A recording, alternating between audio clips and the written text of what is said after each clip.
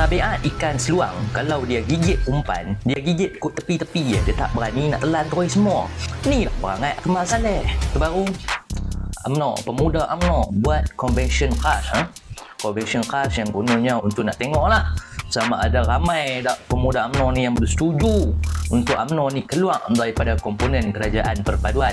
Tapi itulah, pemuda-pemuda UMNO yang dulu taklah sebangang macam pemuda-pemuda UMNO sekarang ni, sampai tak dapat nak beza di antara yang betul dengan yang salah. Sebab apa? Sebab yang membawa nahoda pemuda UMNO sekarang ni adalah pewalak-pewalak walajib. Contoh dia Akmal Saleh lah, dan beberapa orang yang hadir di convention khas yang duduk di saf hadapan tu. Saya boleh petik seorang-seorang punya nama, dan kebanyakannya yang berada di saf hadapan tu semuanya adalah orang yang kecewa, yang tak dilantik sebagai senator, yang tak diberi muka oleh PMX. Tapi kita tak nak sebutlah nama seorang-seorang, lagi malu. Jadi kita yang berada di komponen-komponen kerajaan perpaduan, rakan-rakan yang lain, kita anggaplah bahawa anak seluang ni buat satu convention khas di mana dia sendiri pun tahu convention khas tu hanya boleh dibuat dalam keadaan dia tak boleh buat keputusan pun. Dia tak boleh buat sebarang keputusan. Cuma nak bagi ada wayang pacak.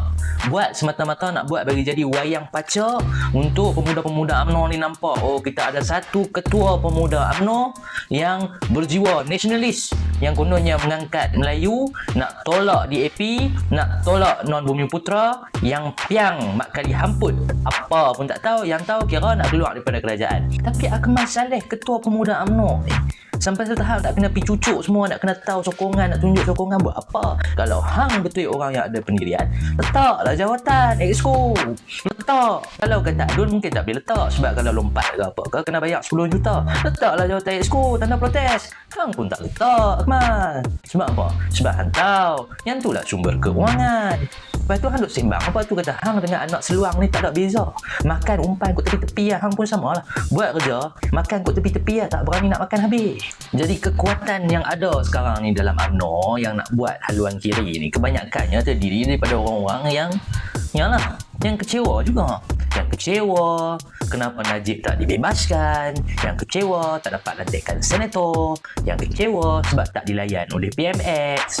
Muka-muka tu saja yang ada dalam convention khas tu kalau kita tengok balik. Jadi tak perlulah untuk kita pedulikan pun geng-geng walajib ni, sebab kita pun tahu Akmal Saleh ni dia sebagai ketua pemuda UMNO, dia boleh menggoncang, tak ada masalah, goncanglah segoncang sekuat-kuatnya, tak ada masalah, goncanglah kerajaan perpaduan ni. Sebab tu memang kerja dia sebagai ketua pemuda. Tapi dia kena ingat, ketua pemuda dia tu dia ikan seluang yang duduk dalam kolam toman, bukan dia yang buat keputusan. Jadi Akmal Saleh renung-renungkanlah, nak pergi berkawan, nak pergi berpeluk dengan PAS, memang hampas betul lah hampa ni pemuda UMNO. Assalamualaikum.